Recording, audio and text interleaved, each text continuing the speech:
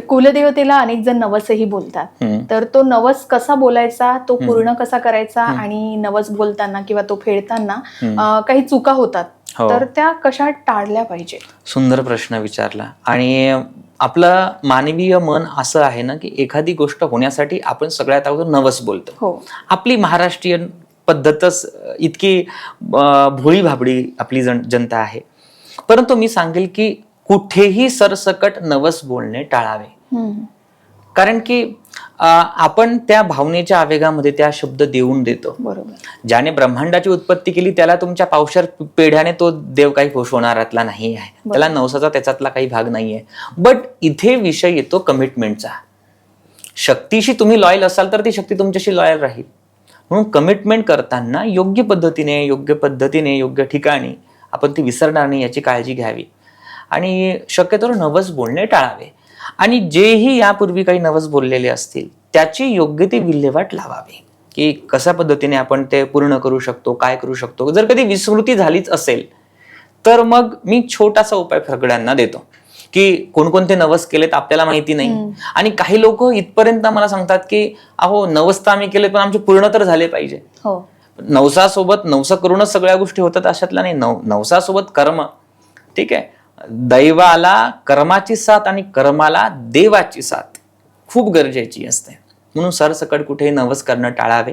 आपल्या कर्तृत्वावरती, कर्मावरती, बुद्धीवरती विश्वास ठेवून आत्मविश्वासाने कार्य करावं. आणि जर कधी तुम्हाला असं वाटत असेल की आमचे नवस पूर्ण झालेत पण आम्हाला आठवत नाही, तर मी हा प्रश्न एका नर्मदा किनारे साधना करणाऱ्या एका संतांना विचारला होता की बरेच लोक या सगळ्या गोष्टी करतात, नवस विसरून जातात, तर काय करावं. त्यावरती मला त्या संतांनी खूप सुंदर उत्तर दिलं होतं की जर कधी तुम्हाला असं माहिती असेल की आपल्याला काहीच कल्पना नाहीये नवस कोणते असेल, तर कोणतीही नदी, गंगा असेल, नर्मदा असेल, पवित्र नदी, नर्मदा तर केव्हाही श्रेष्ठ, तर एक छोटस आपलं पितळाचं किंवा काश्याचं किंवा तांब्याचं छोटीशी ताटली घेऊन त्यामध्ये जे काही ड्रायफ्रुट्स असतील, थोडासा भात असेल किंवा जे जलचर जे आहेत जे खाऊ शकतील असं खाद्य त्याच्यामध्ये ठेवून योग्य पद्धतीने त्याने दक्षिणा किंवा काहीतरी वस्तू त्याच्यामध्ये ठेवून मनोमन त्या नदीला प्रार्थना करावी, गंगा मातेला, नर्मदा मातेला प्रार्थना करावी की आमच्याकडून जे काही नवस बोलले गेलेले असतील त्याची परतफेड म्हणून आम्ही हे नदीला अर्पण करतो. ठीक आहे. की आकाशात पतितम तोयम यथा गच्छती सागरः सर्वदेव नमस्कारम केशव प्रति गच्छती. जसं सर्व नद्या मिळून सागराला भेटतात तसं नदीमध्ये जेही अर्पण करणार ते सागराला म्हणजे त्या नारायणालाच भेटणार आहे.